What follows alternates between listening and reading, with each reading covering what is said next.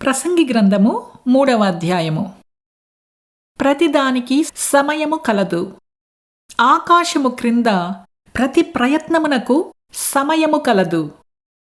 పుట్టుటకు, చచ్చుటకు, నాటుటకు, నాటబడిన దానిని పెరికివేయుటకు, చంపుటకు, బాగుచెయ్యుటకు, పడగొట్టుటకు, కట్టుటకు, ఏడ్చుటకు, నవ్వుటకు, దుఃఖించుటకు, నాట్యమాడుటకు, రాళ్లను పారవేయుటకు, రాళ్లను కుప్పవేయుటకు, కౌగలించుటకు, కౌగలించుట మానుటకు, వెదుకుటకు, పోగొట్టుకునుటకు, దాచుకునుటకు, పారవేయుటకు, చింపుటకు, కుట్టుటకు, మౌనముగా నుండుటకు, మాటలాడుటకు, ప్రేమించుటకు, ద్వేషించుటకు, యుద్ధము చేయుటకు, సమాధానపడుటకు.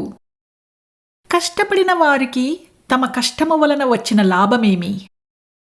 నరులు అభ్యాసము పొందవలనని దేవుడు వారికి పెట్టియున్న కష్టానుభవమును నేను చూచితిని. దేని కాలమునందు అది చక్కగా నుండునట్లు సమస్తమును ఆయన నియమించియున్నాడు. ఆయన శాశ్వతకాల జ్ఞానమును నరుల హృదయమందు ఉంచి ఉన్నాడు.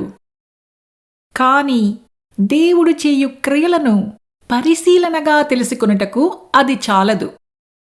కావున సంతోషముగా ఉండుట కంటెను, తమ బ్రతుకును సుఖముగా వెళ్లబుచ్చుట కంటెను శ్రేష్టమైనది ఏదియూ నరులకు లేదని నేను తెలుసుకొంటిని.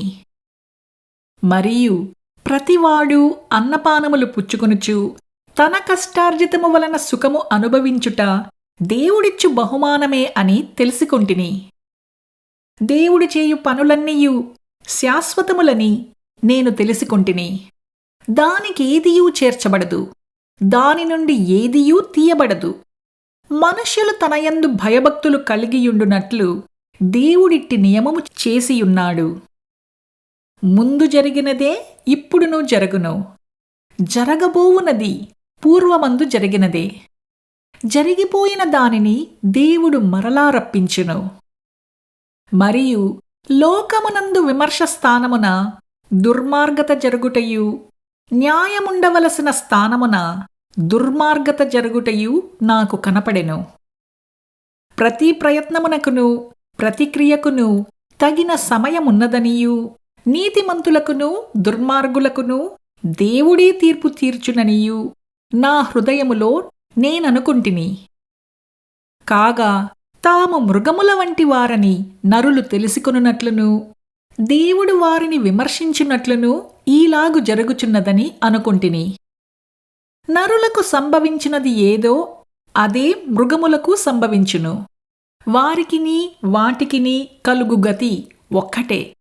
నరులు చచ్చునట్లు మృగములను చచ్చును.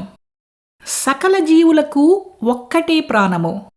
మృగముల కంటే నరులకేమీయూ ఎక్కువ లేదు. సమస్తమును వ్యర్థము. సమస్తము ఒక్క స్థలమునకే పోవును. సమస్తము మంటిలో నుండి పుట్టెను, సమస్తము మంటికే తిరిగిపోవును. నరుల ఆత్మ పరలోకమునకెక్కిపోవునో లేదో, మృగముల ప్రాణము భూమికి దిగిపోవునో లేదో ఎవరికి తెలియను. కాగా తమకు తరువాత జరుగుదానిని చూచుటకై నరుని తిరిగి లేపి కొనిపోవువాడెవడునూ లేకపోవుట నేను చూడగా, వారు తమ క్రియలయందు సంతోషించుట కంటే వారికి మరి ఏ మేలునూ లేదను సంగతి నేను తెలుసుకొంటిని. ఇదే వారి భాగము.